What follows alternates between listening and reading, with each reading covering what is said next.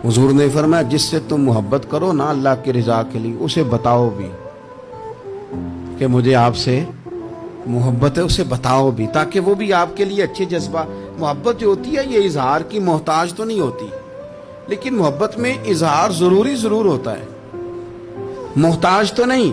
लेकिन हर चीज दिल में रखने की नहीं होती, कुछ जुबान से कहने की भी होती है, कुछ कहने की चीजें भी होती हैं, और वो कह भी देनी चाहिए, लेकिन उतनी ही कहनी चाहिए जितनी जरूरत हो। 2 4 5 कदम आगे बढ़ के नहीं, उसमें भी तकल्लुफ आ जाता है, तसन्नो आ जाती है, बनावट आ जाती है। और अगर मोहब्बत इखलास वाली हो, प्यार वाली हो, अकीदत वाली हो, तो हज़रत अबू ज़र गिफारी ने तो कहा था या रसूलल्लाह, अगर बंदा किसी नेक बंदे से प्यार करे, ना उससे मिल सके, ना उस तरह के काम कर सके, फिर भी कोई नतीजा निकलेगा, तो हुजूर ने फरमाया प्यार खालिस करे, अल्लाह कयामत के दिन दोनों को जमा फरमा देगा।